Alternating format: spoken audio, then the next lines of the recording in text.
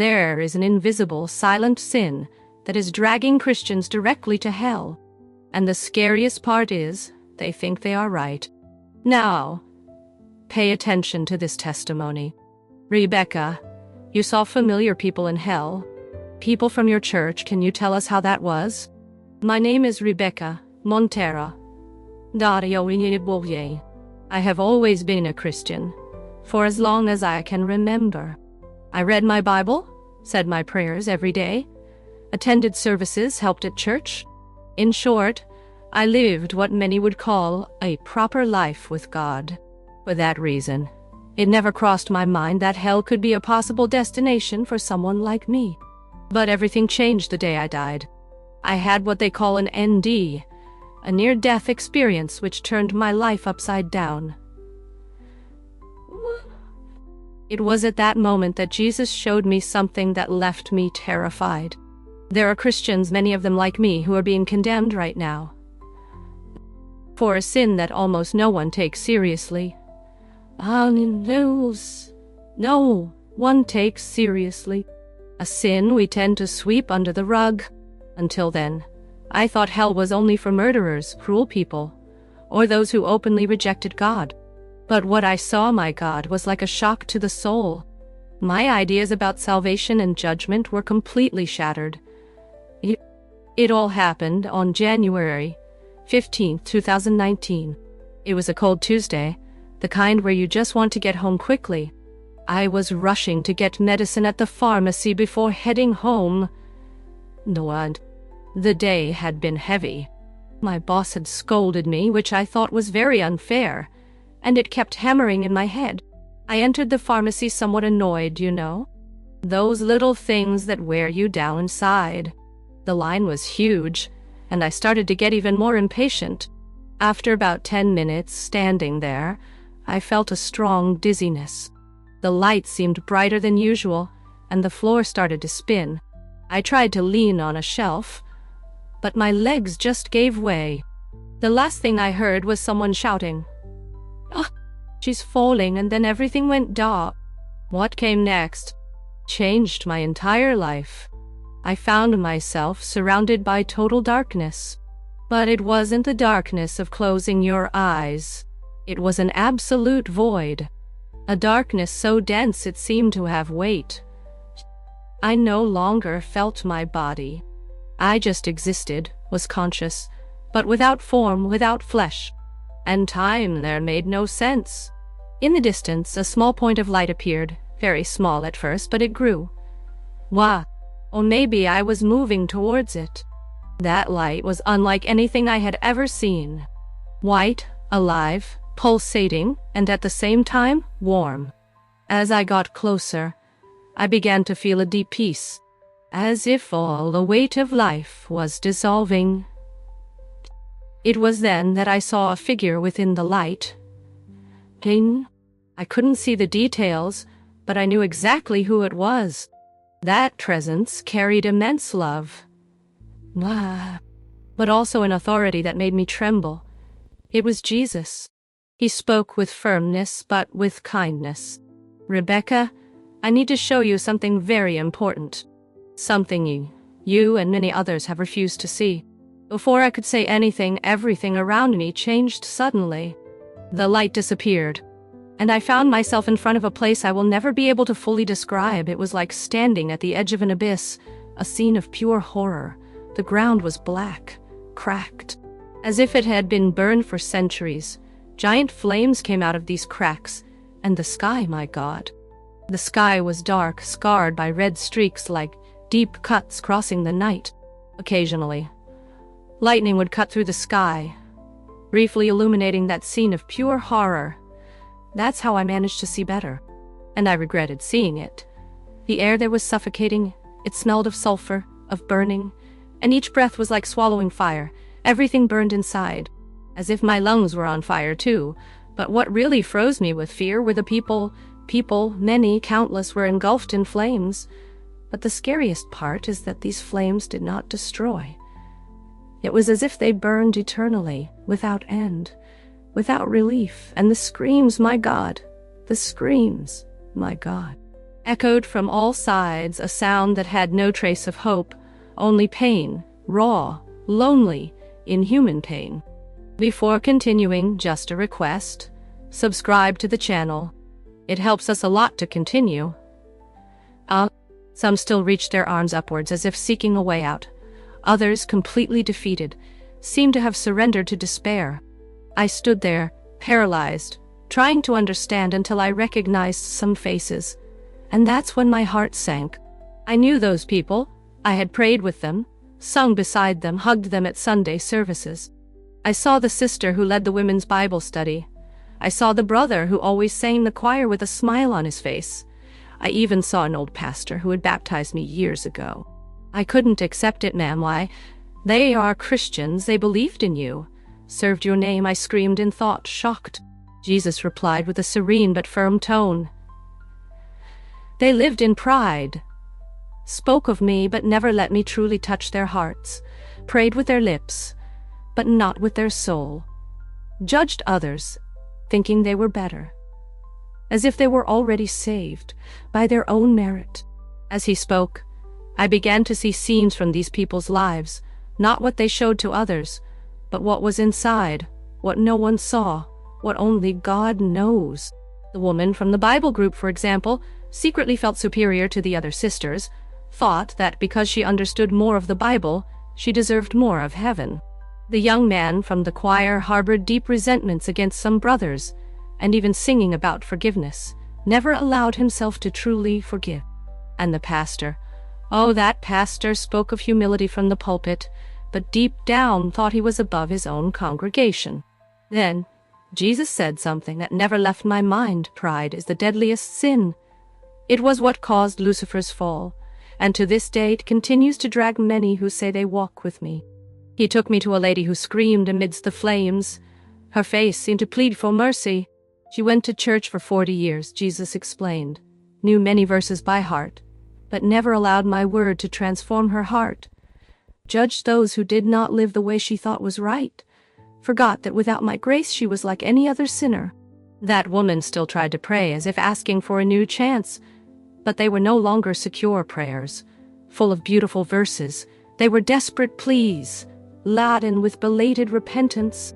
Jesus continued, many think that going to services or repeating certain prayers is a guarantee of salvation, think they can give me empty words, and in return receive heaven. But I look at the heart. A heart full of pride cannot reach me, no matter how many times they say my name. We walked through other areas of that place in one of the spaces. There was almost no fire visible, but the suffering there was just as intense. It was psychological torment. People were forced to relive their own lives, seeing all the chances they wasted. Every act of judgment, every moment they could have chosen love, but preferred to feel superior. A man looked directly at me. I was a deacon, he said sadly. Served communion every month, went on missions, but inside I thought my dedication made me better than others, judged those who didn't do the same. Never understood that without humility, all my effort was empty. That tore me apart inside. How many times had I done the same? How many times did I think I was more spiritual, just for following certain religious practices? Jesus looked me in the eyes and spoke tenderly. Pride blinds, makes a person think everything is fine when in fact they are lost. Many Christians end up here, not because they didn't know me, but because they never truly knew themselves, never let my spirit show what was inside them. He then pointed to another woman I knew. She was from my church, always involved, present in everything, took care of the children, organized events, was in everything. She believed her works were enough to save her, said Jesus with sorrow. Jesus took me to a woman who cried intensely. Her tears didn't even fall. They evaporated in the hot air as they left her eyes. But I did so much, she screamed inconsolably. I helped so many people, how can I be here? Jesus replied with firmness and compassion. You did many things in my name, but never let me transform your heart. You served to be seen, to feel righteous, judged those who didn't do as you did. Your pride prevented you from seeing your own need for grace. Those words cut me. And as we walked through that place of pain, I began to notice something that gave me chills. Many of those souls still clung to religious objects. I saw people holding Bibles, wearing crosses, clutching rosaries between their fingers. Things that once brought comfort, now appeared as reminders of what they failed to truly live. It was then that Jesus looked at me and said, "Religion without transformation is a dangerous trap. It gives a false sense of security. Many think that just because they identify as Christians, they are safe. But a faith that does not change the heart is not true faith." Just ahead, we saw a man wearing what seemed to have been a pastoral robe. It was torn, burned, and he trembled with fear. "This one preached my word for 30 years, Jesus explained. Knew theology, mastered the scriptures, taught doctrine with precision, but used my name to accuse others, while his own heart remained closed, loved the pulpit more than my people, preached about grace, but lived with judgment." The pain on that man's face was indescribable. He recited verses about mercy and forgiveness with desperation, the same ones he once proclaimed with confidence, only now he himself desperately needed to experience what he taught. Jesus looked at me and said something that marked me deeply. "Those who teach my word will be held to a stricter account. Guiding people is an immense responsibility." But he led many to a superficial faith, like his own, a faith of appearance, not of the heart. Before we continue, just one request. Please subscribe to our channel. It really helps us keep going. We continued to another part of that place, and there the suffering seemed even deeper. They were people surrounded by others, but unable to touch each other, eternally alone even when surrounded by people. These did not want to forgive. Jesus explained. They carried grudges for years, while asking for forgiveness for themselves, repeating, "Forgive our trespasses as we forgive," without understanding what it meant. They wanted mercy for themselves, but justice for others. A woman from this group looked at me, her eyes filled with a soul-cutting regret. "I thought I was right," she said. "My sister hurt me, and I refused to forgive, disguising my bitterness as justice. I prayed every day but never let the grudge go. I didn't realize that my pride prevented me from forgiving. I thought I had the right to hold on to what God had already chosen to forget." And Jesus touched my shoulder and spoke tenderly. "Unforgiveness often stems from pride." As if the person is saying, "What was done to me is unforgivable, but I forgave even those who crucified me." True humility understands that everyone makes mistakes, that no one stands alone. Everyone needs my grace. As the walk continued, I saw people of all kinds, pastors, missionaries, regular churchgoers, from various cultures, countries, different times, all claiming to believe in Jesus, but all had let pride prevent faith from truly reaching their hearts. "Pride disguises itself in many ways," Jesus said. "Sometimes it's blatant arrogance. Other times it's that subtle feeling of spiritual superiority. Some people think they will be saved just because they know a lot of doctrine or because they do good deeds. But in the end, it's all just a variation of the same fall, the same that brought down Lucifer, and that continues to deceive so many who say they walk with me." Then we came to a group of souls who seemed to be debating among themselves even there. In the midst of pain, they were still arguing, throwing verses at each other, trying to prove who was right. Jesus simply said, "These place doctrine above love." They were so obsessed with being theologically correct that they forgot the two greatest commandments, to love God and to love one's neighbor.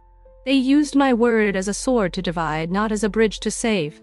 They fed on knowledge, but never let that knowledge generate wisdom. And even there, surrounded by flames, these souls remained trapped in the discussions they started in life, trapped in cycles of intellectual pride they never want to let go of. Jesus looked into my eyes and spoke almost as a lament. "Knowledge without love is empty. Many study the scriptures but do not understand their heart. They acquire information but do not allow transformation." Jesus looked into my eyes and said something that deeply moved me. Those who truly understand the scriptures learn to be humble, not to feel superior. The word reveals how much you need grace, not how much you deserve something. We continued walking through that place of agony until I saw something strange. Some souls seemed to be performing religious rituals. Some were kneeling as if praying. Others raised their hands as if in worship.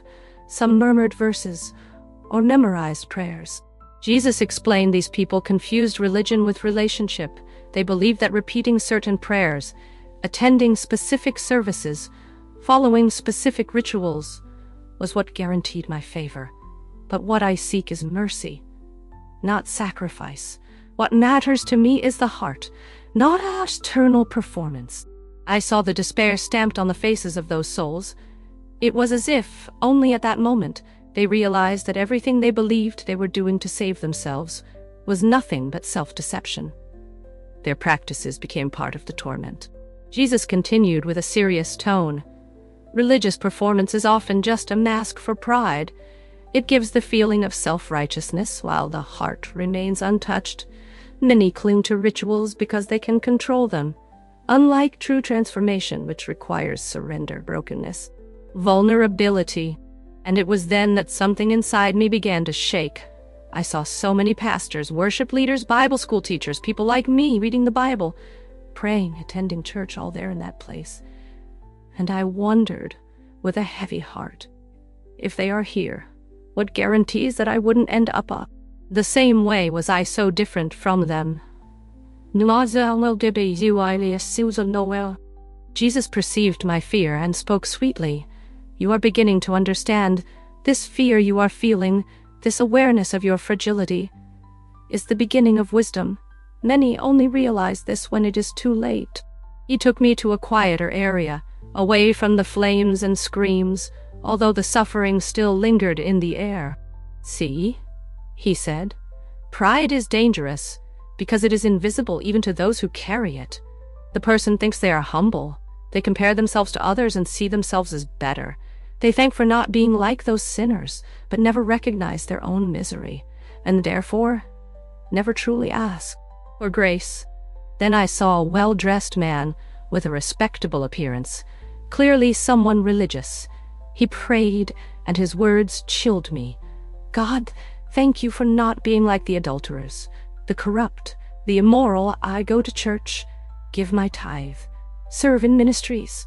Jesus looked at me and explained. He lived a morally correct life, avoided the most visible sins, and it was precisely this that fed his pride. He thought his external righteousness made him better, but his heart never truly bowed. He did not see himself as someone who needed repentance. His prayer continued like a broken record. It was as if he was trapped in an endless repetition, trying to justify himself without realizing that this only sank him further. Jesus said many Christians worry about what they do or don't do on the outside, but ignore what they carry inside. They avoid visible sins, but cultivate pride, judgment, bitterness, and self-righteousness. They don't understand that the most important thing is not what you do, but who you are becoming. We walked a little further until I saw people trying to leave that place. They were building structures with their good deeds, as if trying to climb escape. But every time they built something, it collapsed. Jesus said with sorrow, these believed they could earn forgiveness. They thought that if they did enough, they could escape judgment. But good works without a surrendered heart are like sandcastles in the middle of a storm.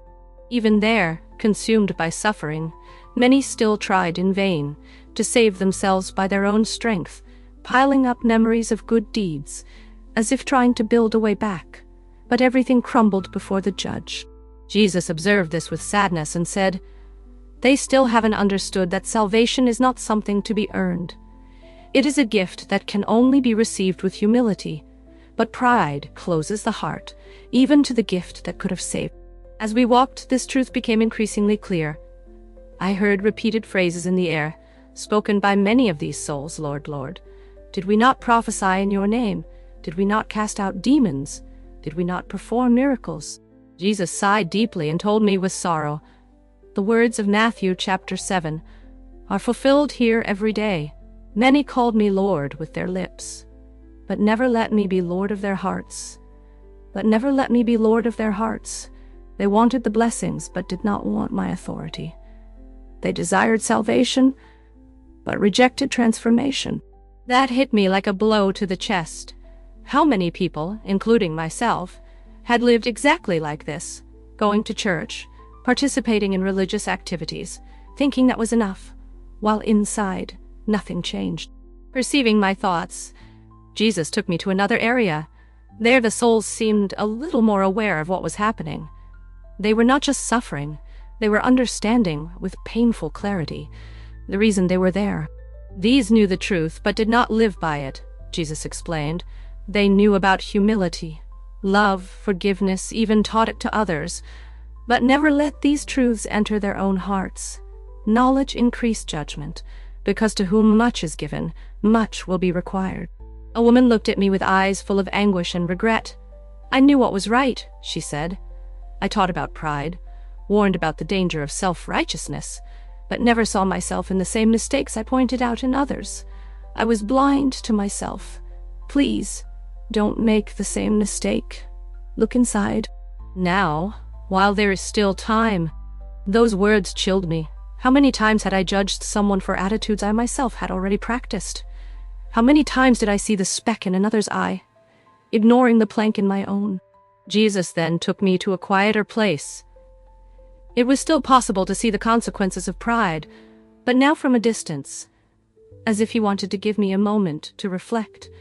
And it was then that he said pride is the gateway to all other sins. It was what led Eve to want to be like God.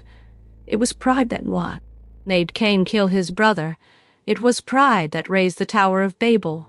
From the beginning, this was the sin that most distanced humanity from me. He then showed me images of religious leaders throughout history. Many had started with true faith, but gradually were corrupted by vanity. As their influence grew, so did their ego.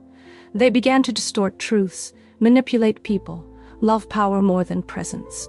Recognition and position feed pride, said Jesus. Many start with the right heart, but soon fall in love with their own image, forget that the gifts, the influence, everything they have, did not come from them. It was given. And when they forget this, they fall. At that moment, I saw myself. I thought of the times I felt better than others. For reading the Bible more, for always being present in church, for knowing doctrine. Did that bring me closer to God, or did it give me a false sense of spiritual security? Jesus then spoke my name with affection, Rebecca. What you are feeling now. This internal confrontation, this desire to examine yourself, is the beginning of true humility. Humility is not thinking poorly of yourself. It is simply thinking less about yourself. It is being honest about who I am and seeing myself truthfully. Then, he showed me people who had lived with genuine humility. Most of them I didn't even recognize. They weren't famous leaders or great preachers. They were simple people who had lived a deep, silent, transformative faith. Those humble people Jesus showed me had something in common. They truly knew how much they needed God's grace. And more than that, they were willing to offer that same grace to others. These understood that without me they could do nothing, Jesus explained. They did not take pride in the good works they performed because they knew everything came from my Spirit, not from their own efforts. They did not judge anyone because they recognized the magnitude of their own sin and the greatness of the forgiveness they received. They lived in constant gratitude, not in a sense of entitlement. Then he showed me a scene like a wind. Two individuals were praying side by side. At a first glance, everything seemed the same. Same gestures, same words. But I could see beyond appearances. I could see their hearts. One was just repeating words like an empty ritual, while the other was pouring out in sincerity, humility, and love. It was a real dialogue with God, not a religious obligation. Even prayer can be born of pride or humility, Jesus explained. Some people pray to be seen, to fulfill an obligation, or to feel righteous, but others pray because they recognize their fragility, because they want to be close to me, because their hearts overflow with gratitude. I don't just hear words. I hear the intention behind them. This revelation hit me hard. I began to remember so many prayers I had made out of habit, how many times I spoke to God as if it were a spiritual checklist, and how many times the center of my prayer was what I wanted, not what He wanted. That's when Jesus took me to a completely different place. Oh, I saw in the distance what seemed to be billions of souls, all still alive on earth, and something caught my attention. Many of these people were surrounded by a subtle, almost imperceptible shadow. And the most frightening thing was that they didn't even know it was there. This shadow increased or decreased according to the attitudes of the person's heart. Pride blinds, said Jesus. The more it grows in the heart, the less the person sees their true condition. That's why so many are surprised on the day of judgment. They thought they were fine, but never truly knew themselves. What shocked me was seeing that many of those most covered by this shadow were religious people, people who went to church every Sunday, who participated in study groups, who served enthusiastically. And yet the darkness followed, even within the services. Religiosity can be a hiding place for pride, Jesus said with pain in His eyes. It's easier to follow rituals than to truly allow oneself to be transformed. Many feel comfortable with the identity of a Christian, but do not open themselves to the vulnerability that a real relationship with me requires. He showed me how this shadow affected the way people saw the world. They compared themselves all the time, thinking others were worse, justified their own sins while condemning the same in others, cared more about image than essence, and this is happening now, as we speak. He stated with sorrow, in churches around the world.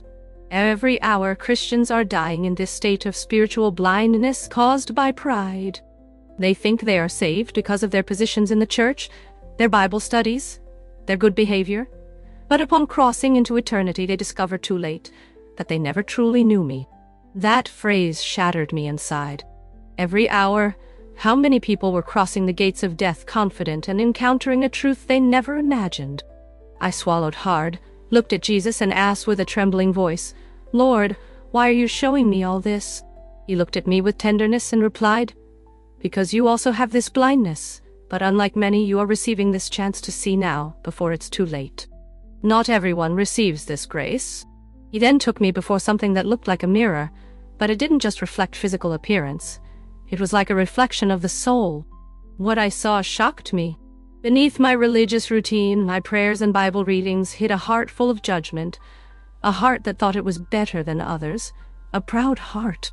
I saw clearly how much I still carried self-sufficiency, resentments, religiosity without love, and even a certain veiled disdain for those who didn't fit my standard of faith. Jesus placed His hand on my shoulder and explained with a serene voice, "That's why salvation cannot be earned. No amount of good deeds can heal a heart that refuses to humble itself." Real change begins when pride is recognized and laid at my feet. True transformation only happens when we completely surrender. Jesus said with that gaze that pierces the soul, "It's when you recognize, without masks, how much you need my grace." At that moment I simply fell to my knees, not out of obligation, but because my heart could no longer hide. For the first time in my life, I saw my need for salvation not as a theory, but as something profoundly real, urgent and personal. Everything I thought made me good. My religiosity, my practices, my biblical knowledge, now seemed so empty before God's holiness. I saw that there was nothing in me that could deserve His favor. What I had used as a shield now appeared fragile as torn cloth before the light. And that is true repentance, Jesus explained. It's not just being sad for specific sins, but recognizing the root of everything, the condition of the heart. It's not just crying for past mistakes, it's understanding that you need to be completely transformed. And this humility, this honest look at yourself before my holiness, is the beginning of salvation. I stayed there for a long time, I don't know how long, because time there seems different. But in silence, with an open and exposed heart, I saw my pride, my self-sufficiency, my way of judging others, while thinking I was spiritually mature.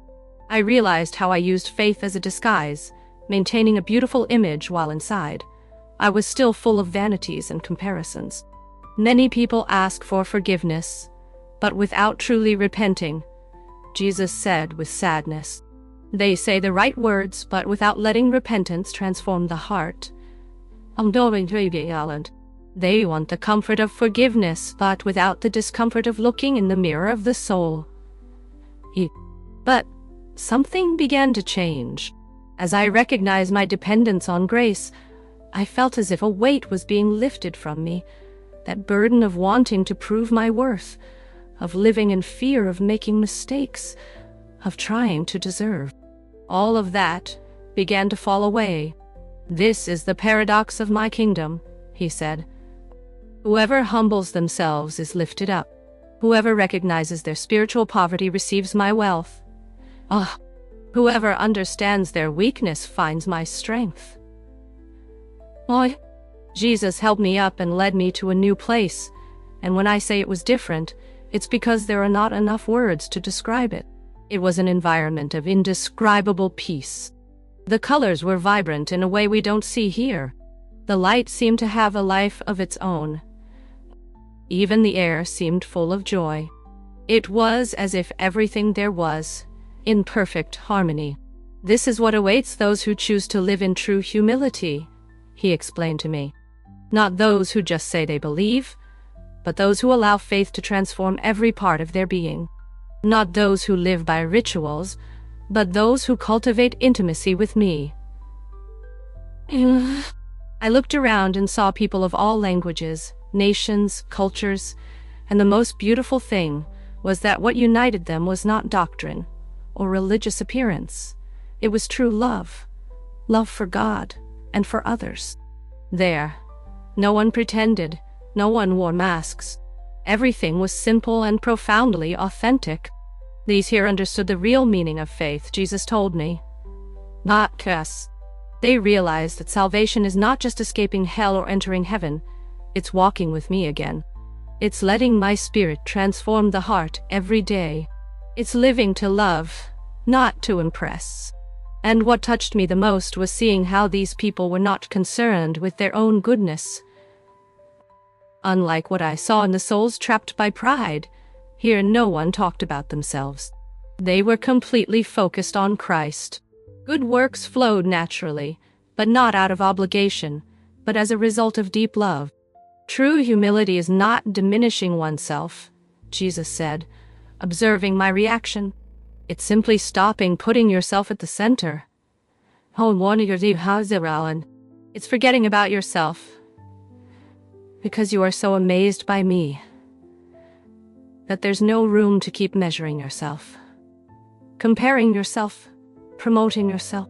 They don't think less of themselves, they just think less about themselves. And that's when it finally clicked. Those people lived free from the burden of appearing good, free from comparison, free from the fear of not doing enough. They knew their position before God did not depend on performance, but on what Jesus had already done for them. This is the rest I promised, said Jesus. It's not passivity, but freedom. They do a lot more than the religious people you saw before, but it's not to earn my love. It's because they already have it. They don't serve to impress. They serve because they are overflowing with gratitude. At that moment he showed me something that caught me by surprise.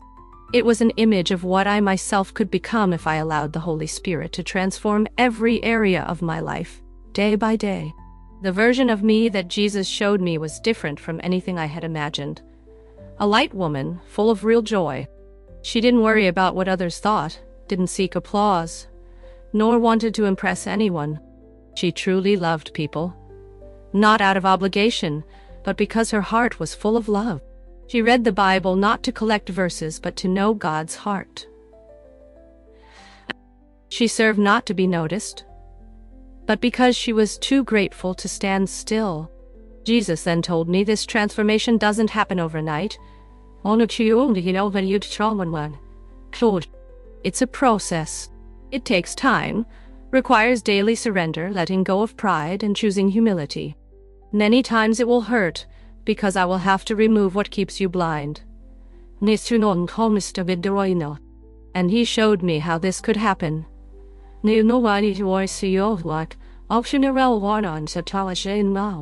Situations that would test my ego, people who would challenge my sense of superiority, moments that would reveal the truth about my heart.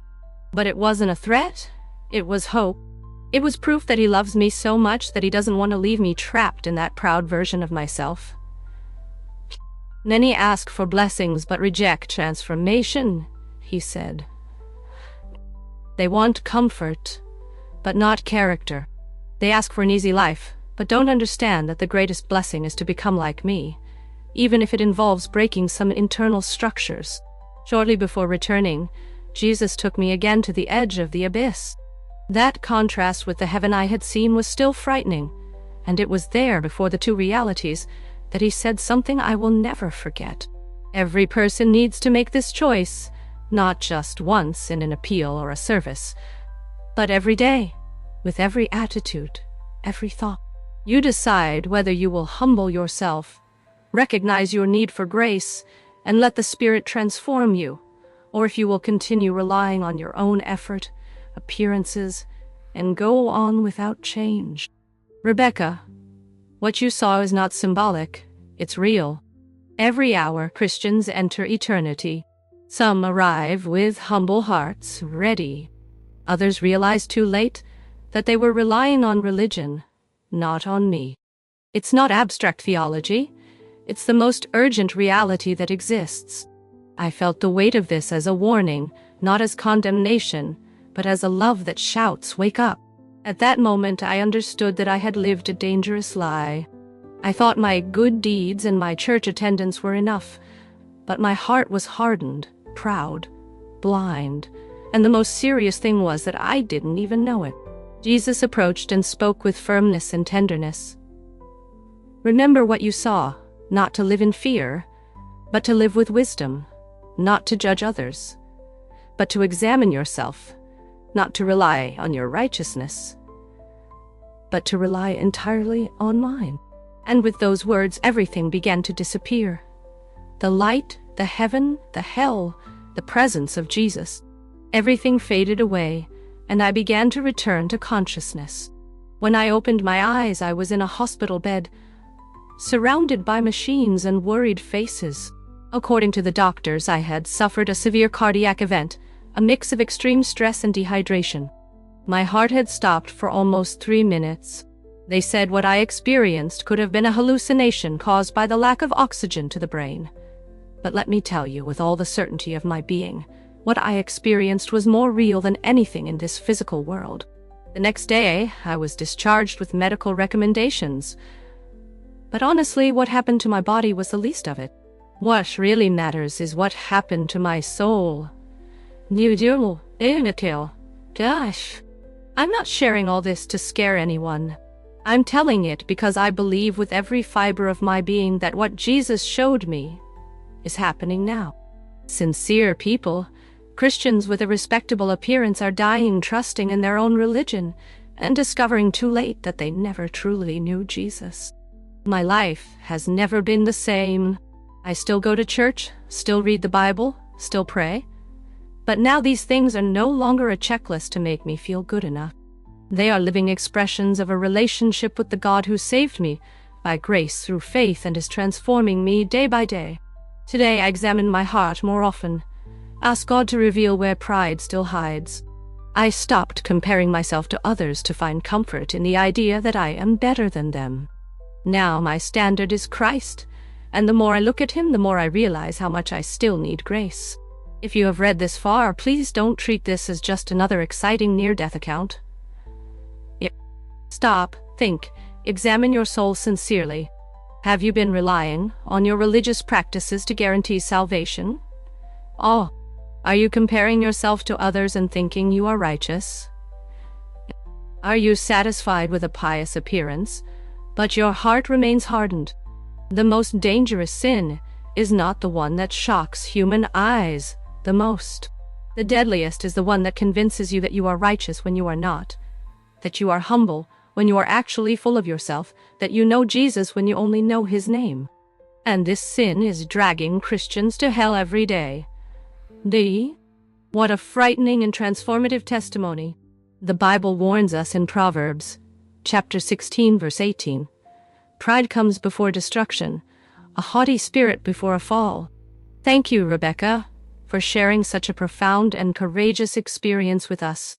And to you who have accompanied us this far, may this story be a mirror for the soul, an urgent call to humility and true transformation.